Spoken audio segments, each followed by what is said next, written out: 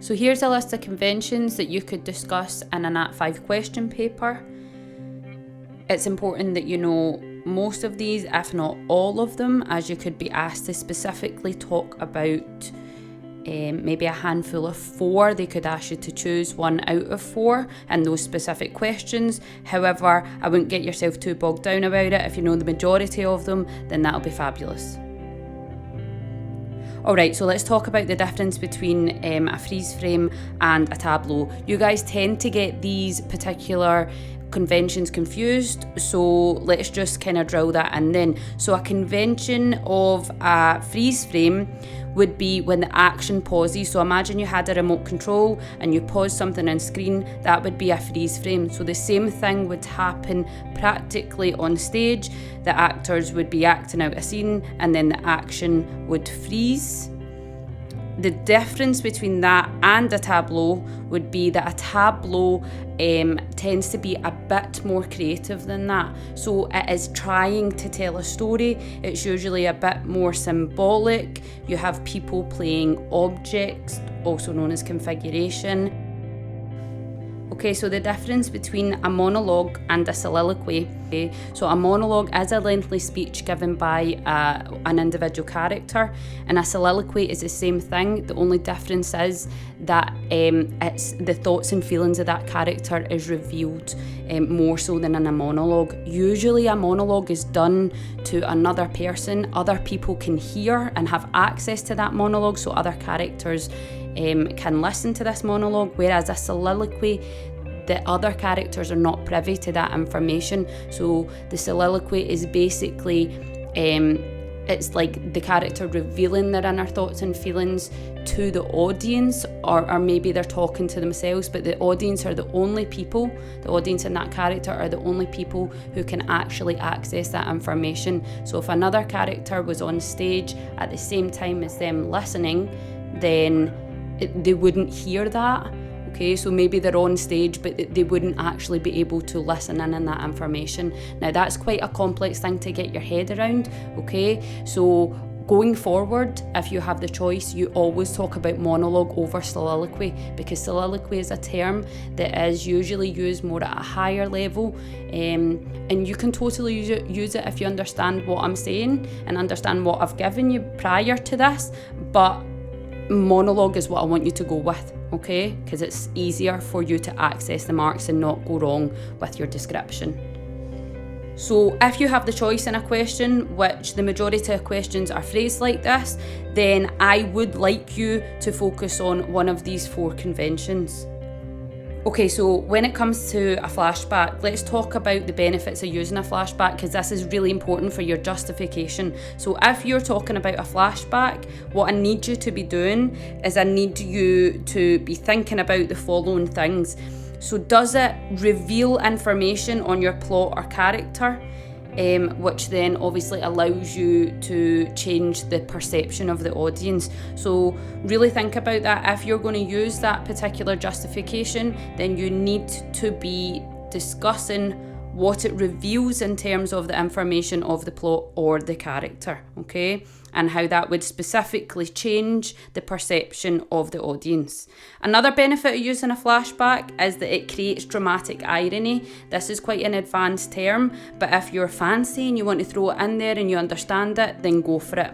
I'm all for that. So when it comes to dramatic irony, this is basically where the audience knows something that the characters do not. So sometimes it will flash back in time and it will reveal something to the audience, but the rest of the characters aren't privy to that information. So what can occur from that is that it can create tension in the audience because they anticipate something happening, but the characters are not aware of that, something that they think is going to happen.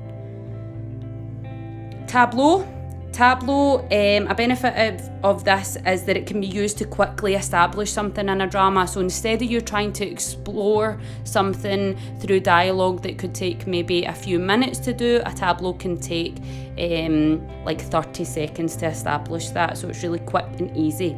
It also allows the audience to actively engage with the drama. So if you want your audience to really get thoughtful on what is occurring on the stage, then a tableau is a good way of doing that.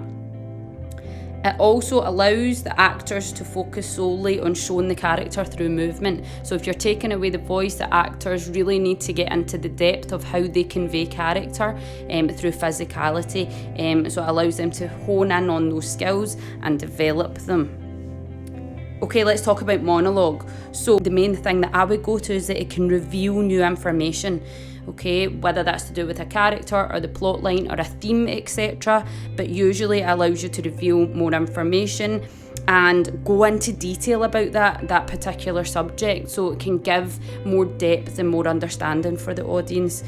Okay, also another benefit is that you often see whatever the subject matter is of the monologue from a character's perspective, which allows you to understand the character's actions a little bit better. So being able to see from their point of view in a more substantial manner, because it's a speech, so it's lengthy. Narration is also really beneficial. This is a good one to talk about, and quite a straightforward and easy convention to justify.